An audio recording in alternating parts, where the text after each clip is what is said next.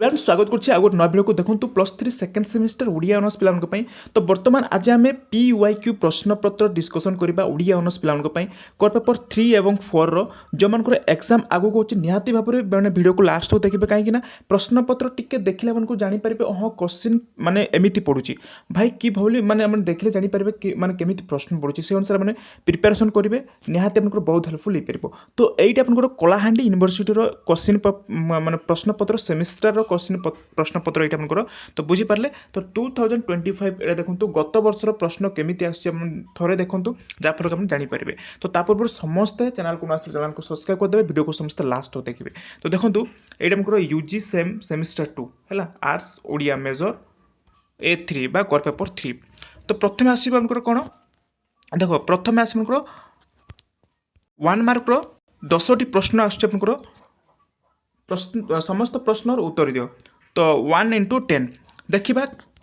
तो core paper 3 देखो चर्जा गीतिका को किए लोकलोचन को आनी बहुत इजी क्वेश्चन मुझे प्रीवियस क्लास रे मुझे पढ़ी चर्जा गीतिका को किए लोकलोचन को आनी हरप्रसाद शास्त्री है महामहोपाध्याय हरप्रसाद शास्त्री जे कि लोकलोचन को आनी सर्ट क्वेश्चन गोटे वाक्यर उत्तर देवा गोटे प्रश्नर उत्तर गोटे वाक्यर देवाक पड़ो।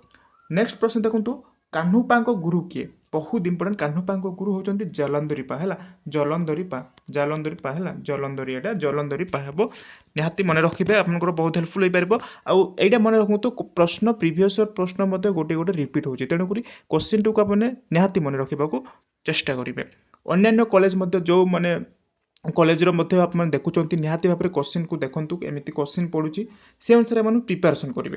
देखो नाथर अर्थ कौन बहुत इंपोर्टेंट नाथर अर्थ होची प्रभु बा ईश्वर मुझे प्रीवियस क्लास रे पढ़ी नाथर शब्द नाथ शब्द होची प्रभु बा ईश्वर। क्वेश्चन नंबर घ देखूँ शारदा दास प्रथम रचनार नाम कौन शारदा दास प्रथम रचना श्रीमद रामायण एवं चंडीपुराण से रचना करते।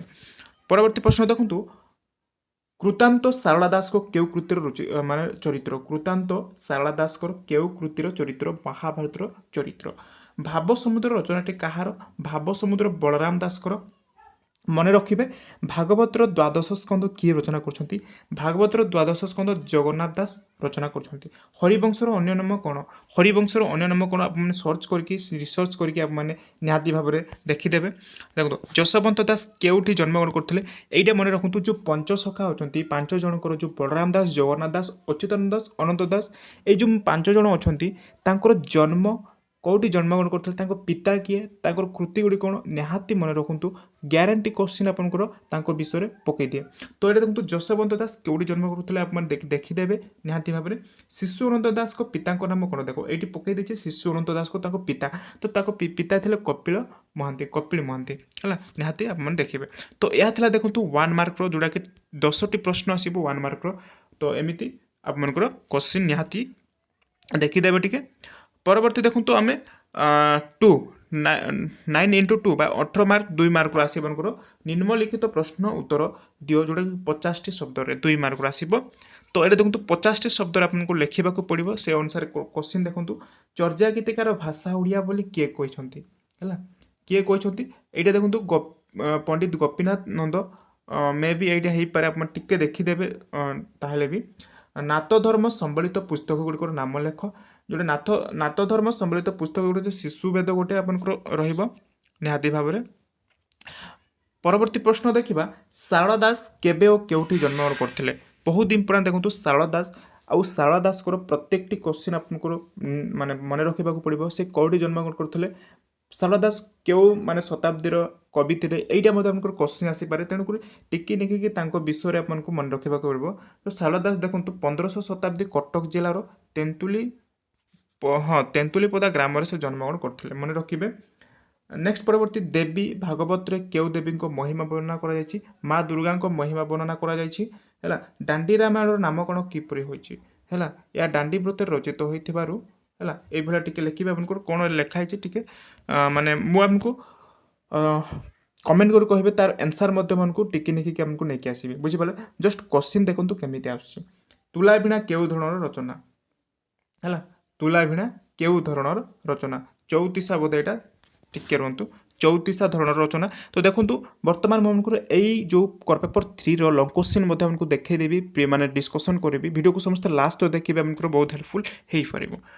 ନେକ୍ସଟ ପ୍ରଶ୍ନ ଦେଖନ୍ତୁ, ହଁ, ପଞ୍ଚସଖା ଗୋଷ୍ଠୀ କେଉଁ ଧର୍ମାବଲମ୍ବୀ ଥିଲେ? ଦେଖନ୍ତୁ ପଞ୍ଚସଖା ଗୋଷ୍ଠୀ ଯେଉଁ ପାଞ୍ଚ ଜଣ ଯେଉଁ କବି, ବଳିଷ୍ଠ କବି ଥିଲେ, ଯେଉଁଟାକି ବଳରାମ ଦାସ, ଜଗନ୍ନାଥ ଦାସ, ଅଚ୍ୟୁତାନନ୍ଦ ଦାସ ଏବଂ ଶିଶୁଆନନ୍ଦ ଦାସ, ଯଶୋବନ୍ତ ଦାସ, ଏଇ ଯେଉଁ ଏମାନେ ଥିଲେ। ତ ସେମାନେ କେଉଁ ଧର୍ମ ମାନେ ଗ୍ରହଣ କରୁଥିଲେ? ସେମାନେ ବୈଷ୍ଣବ ଧର୍ମ, ହେଲା, ଲେଖିବେ ବୈଷ୍ଣବ ଧର୍ମ। ପରବର୍ତ୍ତୀ ପ୍ରଶ୍ନ, ସଖାହୀନ ପଞ୍ଚସଖା ପୁସ୍ତକର ଲେଖକ କିଏ ଓ କେବେ ପ୍ରକାଶିତ ହୋଇଥିଲା? ତ ଏଇଟା ଆପଣଙ୍କୁ ଦେଖିଦେବେ। ଗୋବିନ୍ଦ ଚନ୍ଦ୍ରରେ କେଉଁ କାହାଣୀ ବର୍ଣ୍ଣନା କରାଯାଇଛି? ଗୋବିନ୍ଦ ଚନ୍ଦ୍ରରେ ଦେଖିଦେବେ ତାଙ୍କର ପୁସ୍ତକରେ କେଉଁ ମାନେ କ'ଣ ବର୍ଣ୍ଣନା ହୋଇଛି, କେଉଁ ବିଷୟବସ୍ତୁଟା।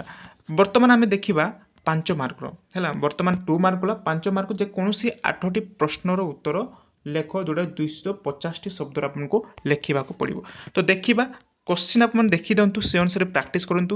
ମୁଁ ଆପଣଙ୍କୁ ମାନେ ପ୍ରତ୍ୟେକଟି ମାନେ ଭିଡ଼ିଓ ପ୍ରୋଭାଇଡ଼ କରିସାରିଛି, ମାନେ ଯେଉଁମାନେ ଦେଖିନାହାନ୍ତି ଦେଖିଦେବେ, କିମ୍ବା ତାର ଆଇ ବଟନ୍ରେ ମୁଁ ଆପଣଙ୍କୁ ଦେଇଦେବି, ଆପଣ ଯାଇକି ଦେଖିପାରିବେ, ହେଲା। ଦେଖ ପ୍ରଥମ କୋଶ୍ଚିନ୍ ଦେଖନ୍ତୁ, 8 ମାର୍କର, ଏଇଟା ସରି 5 ମାର୍କର। ଚର୍ଯା ଗୀତିକାର ଧାର୍ମିକ ଦିଗ ସମ୍ପର୍କରେ ଆଲୋଚନା କର। ଚର୍ଯା ଗୀତିକା ଧାର୍ମିକ ବିଷୟରେ ଆଲୋଚନା କର। ଆପଣ ଆଲୋଚନା କରିବେ। ନାଥପନ୍ଥୀମାନଙ୍କର ବିଷୟରେ ଉଲ୍ଲେଖ କର। ନାଥପନ୍ଥୀମାନଙ୍କର ନାଥ ଧର୍ମ, ତାଙ୍କର କ'ଣ କ'ଣ ସବୁ ନାଥ ଧର୍ମ ଥିଲା, ତାଙ୍କ ବିଷୟରେ ଆଲୋଚନା କରିବାକୁ କହୁଛି। ଶାରଳା ଦାସଙ୍କ କୃତି ବିଷୟରେ ଆଲୋଚନା କର। ଶାରଳା ଦାସ କ'ଣ କ'ଣ ସବୁ ଆଲୋଚନା କରୁଛନ୍ତି, ତାଙ୍କର କୃତି ଗୁଡ଼ିକ କ'ଣ ରଚନା କରୁଛନ୍ତି, ତାଙ୍କ ବିଷୟରେ ଆଲୋଚନା କରିବା ପାଇଁ କହୁଛି। ଶାରଳା ଦାସ ଥିଲେ ଶାକ୍ତ ଉପାସକ, ଏହାର ଯଥାର୍ଥତା ପ୍ରତିପାଦନ କର। ଦେଖନ୍ତୁ ବହୁତ ଇମ୍ପୋର୍ଟାଣ୍ଟ କୋଶ୍ଚିନ୍, ଦେଖିଲେ କେମିତି ଆସୁଛି। ବଳରାମ ଦାସଙ୍କର ଲକ୍ଷ୍ମୀ ପୁରାଣର ମହତ୍ତ୍ୱ ଉପସ୍ଥାପନ କରା। ତାଙ୍କର ମହତ୍ତ୍ୱ କ'ଣ, ତାଙ୍କର ଲକ୍ଷ୍ମୀ ପୁରାଣରେ କ'ଣ ସବୁ ମହତ୍ତ୍ୱ ଅଛି, ତାଙ୍କ ବିଷୟରେ ଆଲୋଚନା କରିବାକୁ କହୁଛନ୍ତି। ଜଗନ୍ନାଥ ଦାସଙ୍କର ଅଲୌକିକ ପ୍ରତିଭାର ବିଷୟରେ ଲେଖ। ଦେଖ ଜଗନ୍ନାଥ ଦାସଙ୍କର ବହୁତ ଗୁଡ଼ାଏ ଅଲୌକିକ ପ୍ରତିଭା ଅଛି, ତାଙ୍କ ବିଷୟରେ ଆଲୋଚନା କର। ଦେଖନ୍ତୁ ଯଦି କମେଣ୍ଟ କରି କହିବେ ୟାର ସମସ୍ତ ଲଙ୍ଗ କୋଶ୍ଚିନ୍ ମୋତେ ନେଇ ମାନେ ଡିସ୍କସନ୍ କରନ୍ତୁ, ତାହେଲେ ମୁଁ ପ୍ରିଭିୟସ୍ କ୍ଲାସ୍ ବା ସରି ପରବର୍ତ୍ତୀ କ୍ଲାସ୍ରେ ମୁଁ ଆପଣମାନଙ୍କୁ ଏହାର କୋଶ୍ଚିନ୍ ଆନ୍ସର୍ ମୁଁ ଆପଣମାନଙ୍କ ସହିତ ଡିସ୍କସନ୍ କରିବି, ହେଲା। ମୋତେ କମେଣ୍ଟ କରି ନିହାତି କହିବେ। ନେକ୍ସଟ ଦେଖନ୍ତୁ, ଶିବ ସରଦାୟ ଯଶୋବନ୍ତ ଦାସଙ୍କ ସାଧକ ଜୀବନର ପରିଚୟ ଦେବ। ଏହା ଗଲା। ନେକ୍ସଟ ପରବର୍ତ୍ତୀ ପ୍ରଶ୍ନ, ଅନନ୍ତ ଦାସଙ୍କର ନାମ ପୂର୍ବରୁ ଶିଶୁ ଶବ୍ଦଟି କାହିଁକି ପ୍ରୟୋଗ ହୋଇଛି? ଦେଖନ୍ତୁ ବହୁତ ଇମ୍ପୋର୍ଟାଣ୍ଟ କୋଶ୍ଚିନ୍ ଆସୁଛି। ପଞ୍ଚସଖା ଯୁଗରେ ମାଳିକା ରଚନା କରୁଥିବା କବିମାନଙ୍କର ବିଷୟରେ ଲେଖ। ପଞ୍ଚସଖାଙ୍କ ଧର୍ମତତ୍ତ୍ୱ ସମ୍ପର୍କରେ ଲେଖ।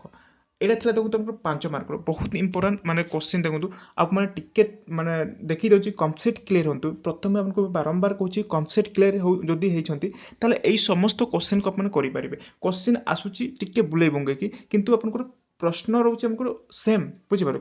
କୋଶ୍ଚିନ୍ର ପ୍ରଶ୍ନ ସେମ୍ ରହୁଛି। ଟିକେ ଆପଣ ବୁଝିଛନ୍ତି ତାହେଲେ କନସେପ୍ଟ କ୍ଲିୟର ହେଇଯିବ, ବେସିକ୍ କ୍ଲିୟର ହେଇଛନ୍ତି ତାହେଲେ ଆପଣ ଆରାମସେ କୋଶ୍ଚିନ୍ର ଆନ୍ସର୍ କରିଦେଇପାରିବେ।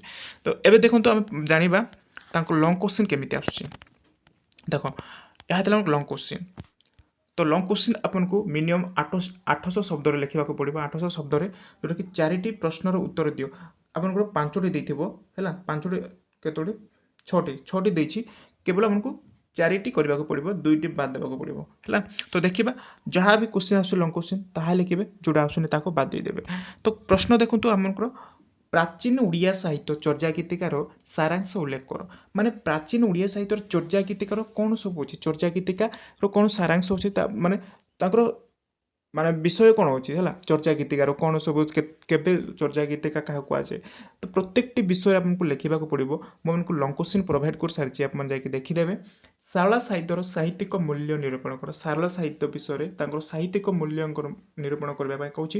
ଓଡ଼ିଆ ସାହିତ୍ୟର ଆଦିକବି ଶାରଳା ଦାସ, ଏହାର ଯଥାର୍ଥ ପ୍ରତିପାଦନ କର। ଶାରଳା ଦାସଙ୍କର ନିହାତି ଭାବରେ ଆପଣଙ୍କର କୋଶ୍ଚିନ୍ ଗ୍ୟାରେଣ୍ଟି ଆସିବ, ତେଣୁକରି ଓଡ଼ିଆ ସାହିତ୍ୟର ଆଦିକବି କିଏ? ଶାରଳା ଦାସ, ଏହାର ଯଥାର୍ଥ ପ୍ରତିପାଦନ କରିବାକୁ କହୁଛି। ବଳରାମ ଦାସଙ୍କ ସାହିତ୍ୟିକ ଜୀବନର ପରିଚୟ ଦିଅ। ତ ବଳରାମ ଦାସଙ୍କ ବିଷୟରେ ଆପଣଙ୍କୁ ଲେଖିବାକୁ ପଡ଼ିବ, ତାଙ୍କ ସାହିତ୍ୟ କୃତି ବିଷୟରେ। ଭାଗବତ ଓଡ଼ିଆ ଜାତିର ନୀତି ଓ ଆଦର୍ଶର ପବିତ୍ର ଗ୍ରନ୍ଥ, ଏହାର ବିଚାର କର। ବହୁତ ଇମ୍ପୋର୍ଟାଣ୍ଟ। ପଞ୍ଚସଖା ସାହିତ୍ୟରେ ବୈଶିଷ୍ଟ୍ୟ ନିରୂପଣ କର। ପଞ୍ଚସଖା ସାହିତ୍ୟରେ ତାଙ୍କର ବୈଶିଷ୍ଟ୍ୟ ଗୁଡ଼ିକ କ'ଣ କ'ଣ ଅଛି ତାହା ନିରୂପଣ କରିବା ପାଇଁ ଏଠାରେ କୋଶ୍ଚିନ୍ ଆସୁଛି। ତ ବର୍ତ୍ତମାନ ଆପଣମାନେ କ'ଣ କରିବେ, ଏହାର କୋଶ୍ଚିନ୍ ଦେଖିଦେବେ, ମାନେ କୋଶ୍ଚିନ୍ ଦେଖିଲେ କେମିତି ପଡ଼ୁଛି। ଏବେ ବର୍ତ୍ତମାନ ଆପଣମାନେ ନିହାତି ଭାବରେ ମୁଁ ଆପଣଙ୍କୁ ଯାହା ବି ପ୍ରୋଭାଇଡ଼ କରୁଛି ସେ ଭିଡ଼ିଓ ଦେଖିଦେବେ, ବାରମ୍ବାର ପ୍ରାକ୍ଟିସ୍ କରିବେ। ଏଇ କୋଶ୍ଚିନ୍ ହିଁ ଆପଣଙ୍କୁ ମୁଁ ଛାଡ଼ିଛି, ମାନେ ତାଙ୍କର ସାହିତ୍ୟିକ ମୂଲ୍ୟାଙ୍କନ ନିରୂପଣ କର କୋଶ୍ଚିନ୍ ମୁଁ ଛାଡ଼ିଛି। ଯଦି ଆପଣମାନେ ପାଇପାରୁନାହାନ୍ତି ମୋତେ କମେଣ୍ଟ କରି କହିବେ।